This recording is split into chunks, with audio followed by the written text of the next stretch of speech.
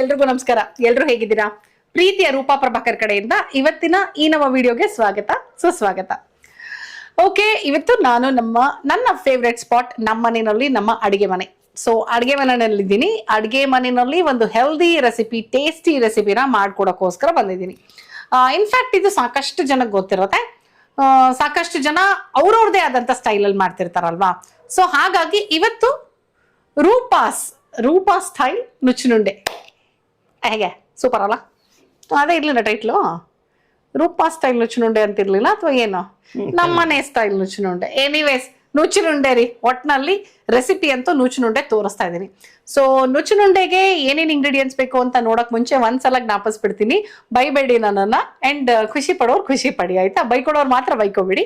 ಇನ್ನು ಸಬ್ಸ್ಕ್ರೈಬ್ ಮಾಡಿಲ್ಲ ಅಂದ್ರೆ ನನ್ನ ಚಾನಲ್ನ ಸಬ್ಸ್ಕ್ರೈಬ್ ಮಾಡಿದ್ರೆ ಮರಿಬೇಡಿ.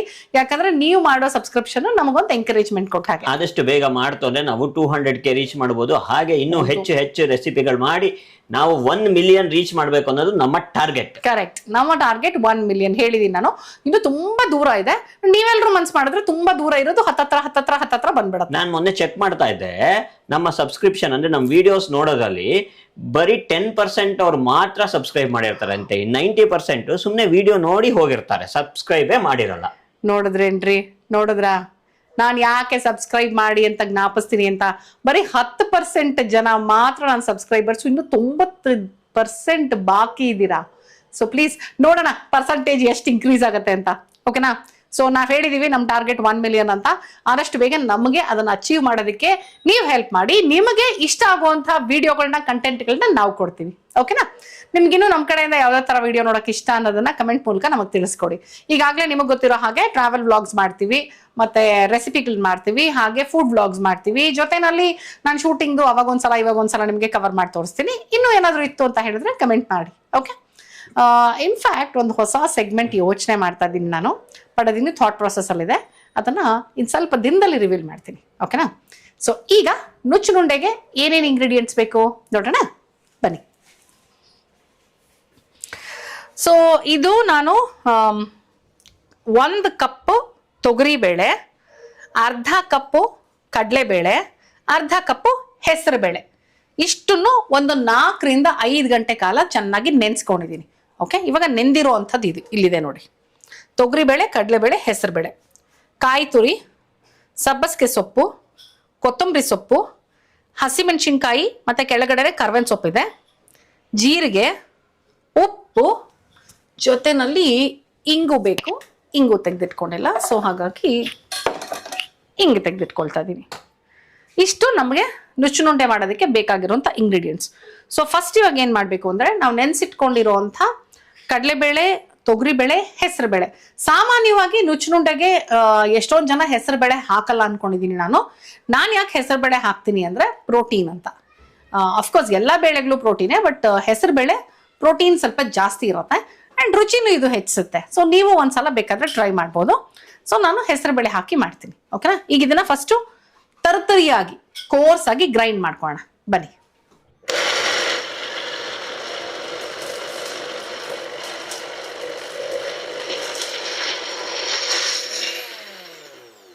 ಒಂದಿಷ್ಟು ಆದ್ಮೇಲೆ ನಾನು ಇದಕ್ಕೆ ಹಸಿಮೆಣಸಿನ್ಕಾಯಿ ಮತ್ತೆ ಕರ್ಬೇವಿನ ಸೊಪ್ಪು ಏನು ಇಟ್ಕೊಂಡಿದ್ದೀನಲ್ವಾ, ಅದನ್ನು ಹಾಕೊಂಡ್ಬಿಡ್ತಾ ಇದ್ದೀನಿ.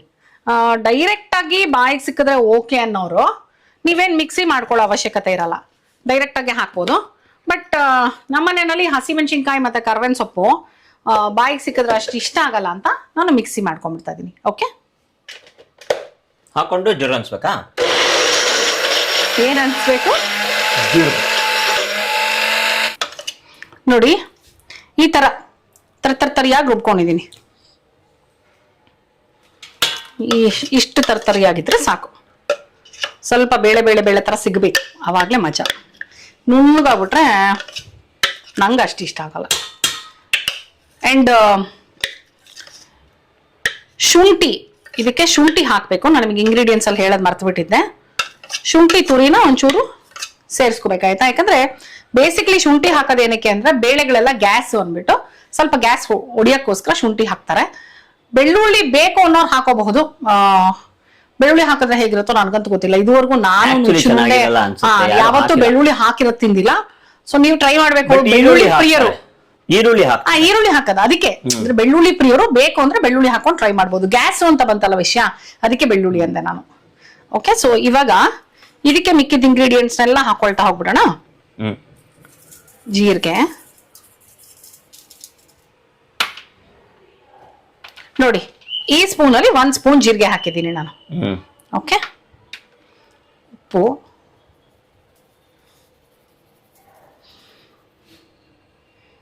ಹಿಡ್ಸುತ್ತೆ ಉಪ್ಪು ಈ ಸ್ಪೂನಲ್ಲಿ 1 ಸ್ಪೂನು. ಕಾಯಿ ತುರಿ ಎಲ್ಲ ನಮ್ಮ ಇಷ್ಟ ಒಂದಷ್ಟು, ಇದ್ರಲ್ಲಿ ಅರ್ಧ ಕಪ್ ಹಾಕಿದ್ದೀನಿ ನಾನು. ಸಬ್ಸಿಗೆ ಸೊಪ್ಪು ಅಷ್ಟೇ, ತುಂಬಾ ಜಾಸ್ತಿ ಹಾಕ್ಬಿಟ್ರೆ ಅದರದೇ ಘಮ ಬಂದ್ಬಿಡತ್ತೆ. ಸೊ ಸ್ವಲ್ಪ ಹಾಕೊಂಡ್ರೆ ಸಾಕು. ಒಂದು ಮುಷ್ಟಿ ಅಷ್ಟು ಅನ್ಕೊಳ್ಳಿ. ಓಕೆ, 1 ಮುಷ್ಟಿ ಅಷ್ಟು ಸಬ್ಸಿಗೆ ಸೊಪ್ಪು, 1/4 ಮುಷ್ಟಿ ಅಷ್ಟು ಕೊತ್ತಂಬರಿ ಸೊಪ್ಪು, ಇಷ್ಟು ಹಾಕೊಂಡು ಇವಾಗ ನೀಟಾಗಿ ನೀರು ಸೇರಿಸ್ಕೊಳ್ದೆ ಹಾಗೆ ಮಿಕ್ಸ್ ಮಾಡೋಣ. ಓಕೆ, ನೀರು ಸೇರಿಸ್ಕೋಬಾರ್ದು, ಚೆನ್ನಾಗಿ ಹಾಗೆ ಮಿಕ್ಸ್ ಮಾಡ್ಕೊಳ್ಳೋಣ. ನೋಡಿ ಎಷ್ಟು ಚೆನ್ನಾಗಿ ಕಾಣಿಸ್ತಾ ಇದೆ.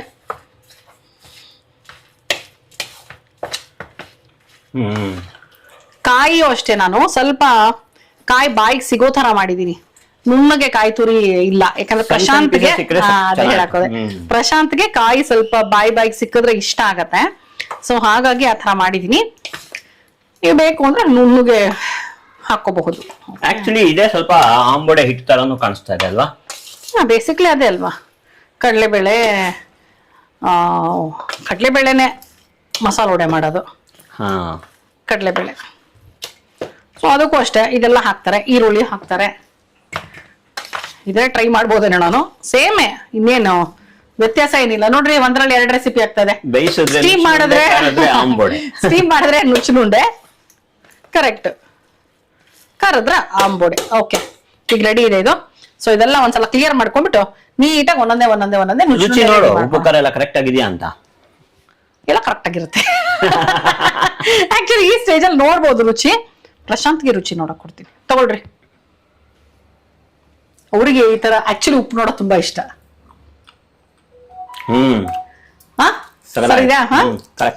ನಾನೇನಾದ್ರೂ ಇಲ್ಲೇ ಚೆನ್ನಾಗಿದೆ ಅನ್ಬಿಟ್ರೆ ಫೈನಲ್ ಪ್ರಾಡಕ್ಟ್ ವೇಟ್ ಮಾಡ್ಬೇಕಲ್ವಾ, ಅದಕ್ಕೋಸ್ಕರ ವೇಟ್ ಮಾಡ್ತಿದ್ದೆ. ಬಟ್ ಕರೆಕ್ಟ್ ಆಗಿದೆಯಲ್ಲ? ಕರೆಕ್ಟ್ ಆಗಿದೆ. ಓಕೆ, ಲಾಸ್ಟ್ ಅಲ್ಲಿ ಒಂಚೂರು ಹಿಂಗ್ ಸೇರಿಸ್ಕೊಂಬಿಡೋಣ. ಈಗ ಮಿಕ್ಸ್ ಮಾಡ್ಕೊಂಡು ನೀಟಾಗಿ ನುಚ್ಚುನುಂಡೆ ಶೇಪ್ ಮಾಡೋಣ. ಓಕೆ, ನಾನೀಗ ತುಂಬಾ ದೊಡ್ಡ ಇದು ಮಾಡಲ್ಲ ನೋಡಿ, ಇಷ್ಟೇ ಈ ಶೇಪಲ್ಲಿ ಸಾಕಲ್ಲ? ಎಷ್ಟು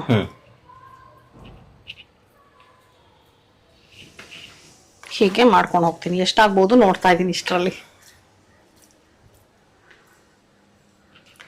ನನ್ನ ಫ್ರೆಂಡ್ಸ್ಗೂ ಒಂಚೂರು ಕೊಡ್ಬೇಕು ಇವತ್ತು ನುಚ್ಚುನುಂಡೆ. ಸೊ ಹಾಗಾಗಿ ಬರೀ ನಮಗಲ್ಲ, ಸೊ ನಮ್ಮ ಫ್ರೆಂಡ್ಸ್ಗೂ ಸೇರಿಸಿ ಒಂಚೂರು ಮಾಡಿದ್ದೀನಿ ಎಕ್ಸ್ಟ್ರಾ. ಅವ್ರಿಗೆ ನುಚ್ಚುನುಂಡೆ ತುಂಬ ಇಷ್ಟ, ನನ್ನ ಫ್ರೆಂಡ್ ಆ್ಯಂಡ್ ಫ್ಯಾಮಿಲಿಗೆ.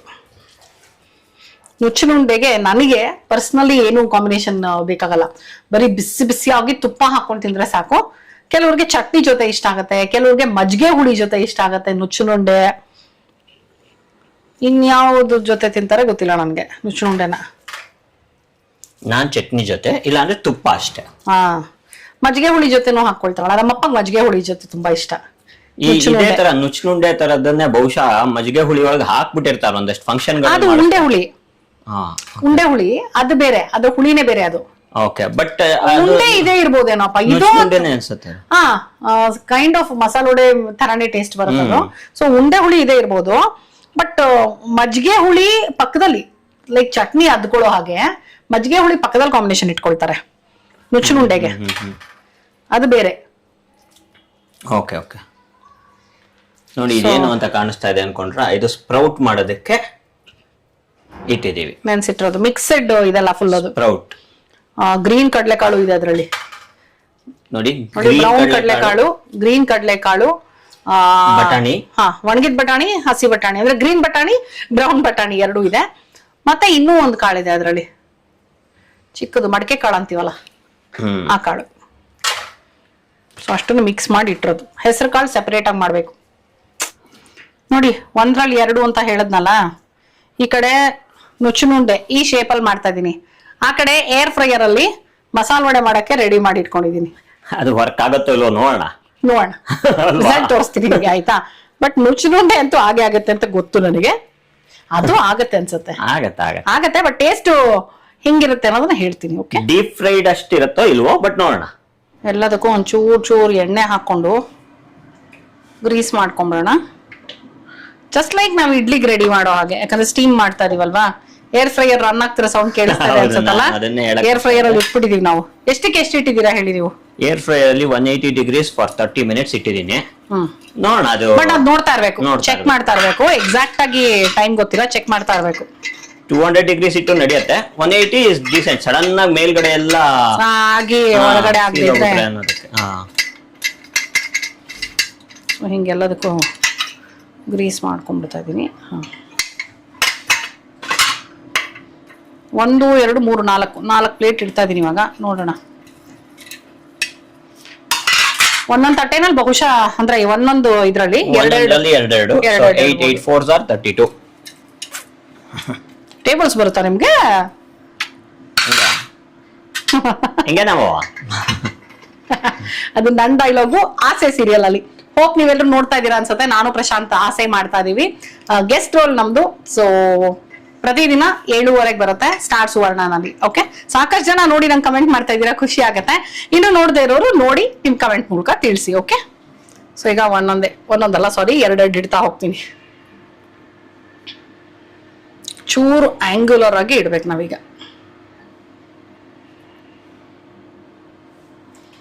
ಅಂಟ್ಕೊಂಡ್ಬಿಡಲ್ಲ ಅಲ್ಲ ಇದು? ಆಕ್ಚುಲಿ ನಾನಾಗಿದ್ರೆ ಒಂದೊಂದೇ ಇಡ್ತಾ ಇದ್ದೆ. ನೀವು 2 ಇಡು ಒಂದಿದ್ದಕ್ಕೆ ಯೋಚನೆ ಮಾಡ್ತಾ ಇದ್ದೀನಿ ನಾನು. ಒಂದೊಂದೇ ಇಡೋದು ನಾನು. 2 ರೌಂಡ್ ಇಟ್ರೆ ಆಯ್ತು ಏನೀಗ? ಓಕೆ, ಬಟ್ ಒಂದೇ ರೌಂಡ್ ಅಲ್ಲ, 2 ಇಟ್ರೆ ಆಗೋಗುತ್ತಲ್ಲ ಒಟ್ಟಿಗೆ. ನೀನ್ ಮತ್ತೆ ಇನ್ನೊಂದು ರೌಂಡ್. ನಿಮ್ಗೆ ಇವಾಗ 2 ಇಡ್ಬೇಕಾ? ಬೆಟರ್, ಅದು ಸೇಫ್ ಝೋನ್. ಅದು ಅಂಟ್ಕೊಂಡ್ಬಿಡುತ್ತೆ ಅಂತ ನಾನು. ಇಲ್ಲ, ಓಕೆ, ನಿಮ್ಮ ಧೈರ್ಯ. ಆಗತ್ತೆ ಡೋಂಟ್ ಆಗತ್ತೆ.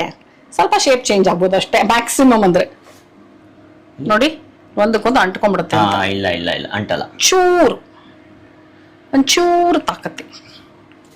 ನೋಡಿ, ಇಲ್ಲಿ ಏರ್ ಫ್ರೈಯರ್ ಅಲ್ಲಿ ಆಂಬೊಡೆ ರೆಡಿ ಆಗ್ತಾ ಇದೆ. 9 ಮಿನಿಟ್ಸ್ ಆಗಿದೆ. ಚೆನ್ನಾಗಂತೂ ಆಗ್ತಾ ಇದೆ, ಸಗದಾಗಿ ಕಾಣಿಸ್ತಾ ಇದೆ. ಬಹುಶಃ ಔಟ್ಪುಟ್ ಚೆನ್ನಾಗೇ ಬರುತ್ತೆ ಅನ್ಸುತ್ತೆ. ನೋಡೋಣ ಹೇಗೆ ಬರುತ್ತೆ ಅಂತ. ಓಕೆ,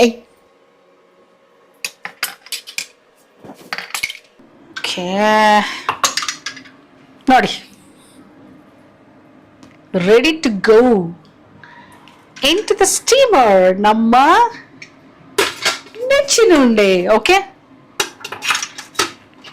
ಅಲ್ಲಿ ಓವನ್ ಅಲ್ಲಿ ಆಗ್ತಾ ಇದೆ. ಏರ್ ಫ್ರೈಯರ್, ಓವನ್ ಅನ್ನೋದಕ್ಕಿಂತ ಏರ್ ಫ್ರೈಯರ್ ಅಲ್ಲಿ ಆಂಬೊಡೆ ಆಗ್ತಾ ಇದೆ. ಇಲ್ಲಿ ಸ್ಟೀಮ್ಗೆ ರೆಡಿ ಆಗ್ತಾ ಇದೆ. ಓಕೆ, ಒಂದು 12ರಿಂದ 15 ನಿಮಿಷ ಮೀಡಿಯಂ ಫ್ಲೇಮ್, ತುಂಬಾ ಹೈಯಲ್ಲಿ ಇಟ್ಟಿಲ್ಲ ನಾನು, ಮೀಡಿಯಂ ಫ್ಲೇಮಲ್ಲಿ ಇಟ್ಟಿದ್ದೀನಿ. 12ರಿಂದ 15 ನಿಮಿಷ ಸಾಕು. ಓಕೆ, ಸೊ ನಾವು ವೆಯ್ಟ್ ಮಾಡ್ತೀವಿ.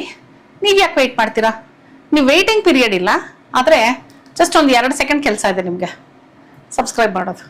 ಓಕೆ ಓಕೆ, ಇದಾಗಿರುತ್ತೆ. ಆಫ್ ಮಾಡಿದ್ದೀನಿ. ನೋಡಿ, ಇಲ್ಲಿ ಏರ್ ಫ್ರೈಯರ್ ಮಸಾಲೆ ವಡೆನೂ ರೆಡಿ ಆಗ್ಬಿಟ್ಟಿದೆ. ಸೊ ಒಂದು ರುಚಿ ನೋಡೋಣ.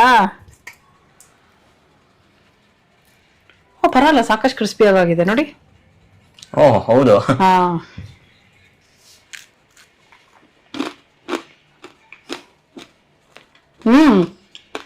ಚೆನ್ನಾಗಿದೆ. ಹೌದಾ?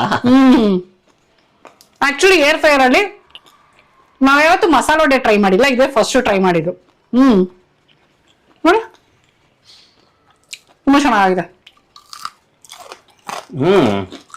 ಹೌದು, ಸಖತ್ತಾಗಿದೆ. ಮೈಕಾನ್ ಇದೆಯಲ್ಲ, ಅದು ಕೇಳಿಸ್ತಾ ಇಲ್ಲ ಅಂತ. ಒಳ್ಳೆ ಸೂಪರ್ ಆಗ. ಏರ್ ಫ್ರೈಯರ್ ಅಂತಲ್ಲ, ನೀವು ಡೀಪ್ ಫ್ರೈ ಮಾಡ್ಕೋಬೇಕು ಅಂತಿರೋರು ಡೀಪ್ ಫ್ರೈ ಮಾಡ್ಕೋಬಹುದು. ನೋಡಿ, ಒಂದು ಹಿಟ್ಟಲ್ಲಿ 2 ಮಾಡ್ಕೋಬಹುದು ನೀವು. ಚೂರು ಆಲ್ಟ್ರೇಷನ್ಸ್ ಬೇಕು ಅಂದ್ರೆ ಒಂಚೂರು ಈರುಳ್ಳಿ ಅದೆಲ್ಲ ನೀವು ಹಾಕೋಬೇಕಾಗತ್ತೆ. ಬಟ್ ಇಷ್ಟೇ ಮಾಡಿದ್ರು ಸಕ್ಕದಾಗಿದೆ. ಸಕ್ಕದಾಗಿದೆ. ಬನ್ನಿ ಇವಾಗ ಇತ್ತಿಗೆ ನೋಡೋಣ. ಇಸ್ಕಮ್ ಸಿಗಲ್ಲ. 1 2 3. ಬಿಸಿ ಬಿಸಿ ಬಿಸಿ ಬಿಸಿ ಹೊಗೆ ಆಡ್ತಾ ಇದೆ ಹಾಗೆ. ನುಚ್ಚುನುಂಡೆ ನೋಡೋದಕ್ಕಂತೂ ಸಕ್ಕದ ಕಾಣಿಸ್ತದೆ. ನೀಟಾಗಿ ಅರೇಂಜ್ ಮಾಡಿ ಆಮೇಲೆ ಟೇಸ್ಟ್ ನೋಡೋಣ, ಏನಂತೀರಾ? ಬಿಸಿ ಬಿಸಿ ಬಿಸಿ ಬಿಸಿ ನುಚ್ಚುನುಂಡೆಗೆ ನೋಡಿ ತುಪ್ಪ ಹಾಕೊಂಡು ಬಾಯಲ್ಲಿ ಇಟ್ಕೊಂಡ್ರೆ ಸಕ್ಕದಾಗಿರುತ್ತ್ರಿ. ಇದ್ರ ಜೊತೆ ಬೇಕು ಅಂದ್ರೆ ಚಟ್ನಿ ಜೊತೆ ತಿನ್ಬಹುದು ನೀವು. ಇನ್ಫ್ಯಾಕ್ಟ್ ಚಟ್ನಿ ಮಾಡಿದೀನಿ ನಾನು, ಸುಮ್ಮನೆ ಪಕ್ಕದಲ್ಲಿ ಕಪ್ಪಲ್ಲಿ ಇಟ್ಬಿಡ್ಲಾ? ಚಟ್ನಿ, ನುಚ್ಚುನುಂಡೆ, ತುಪ್ಪ ಕರೆಕ್ಟ್. ನಾನು ಬರೀ ಈಗ ತುಪ್ಪ ಹಾಕೊಂಡಿರುವಂಥ ನುಚ್ಚುನುಂಡೆ ತಿಂತಾ ಇದ್ದೀನಿ. ನೋಡಿ ಇಲ್ಲಿ ತುಪ್ಪದಲ್ಲಿ ಹಿಂಗೆ ಕರಗಿಸಿದ್ದೀನಲ್ವ, ತುಪ್ಪ ಚೆನ್ನಾಗಿ ರೋಲ್ ಮಾಡ್ತಾ ಇದ್ದೀನಿ ಅದಕ್ಕೆ ತುಪ್ಪದಲ್ಲಿ.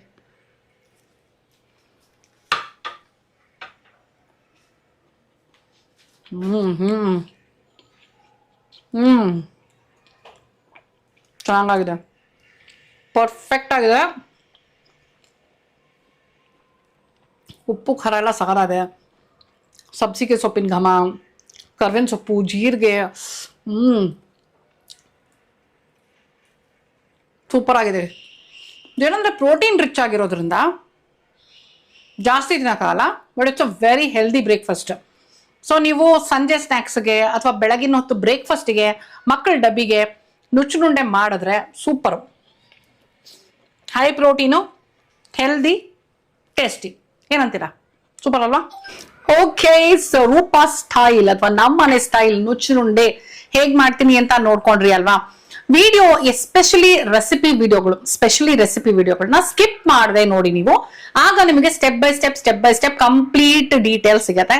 ಸೊ ನಿಮ್ಮನೇಲೂ ನೀವು ಇದೇ ತರ ಮಾಡ್ಕೋಬಹುದು. ಓಕೆನಾ? ಸೊ ಹೋಪ್ ಇವತ್ತಿನ ಈ ವಿಡಿಯೋ ನಿಮ್ಗೆ ಇಷ್ಟ ಆಗಿದೆ ಅಂತ ಅನ್ಕೊಂಡಿದೀನಿ. ನೀವು ಟ್ರೈ ಮಾಡಿದ್ರೆ ಹೇಗ್ ಬಂತು ಅಂತ ನನಗೆ ಕಮೆಂಟ್ ಮಾಡಿ ತಿಳಿಸೋದನ್ನ ಮರಿಬೇಡಿ.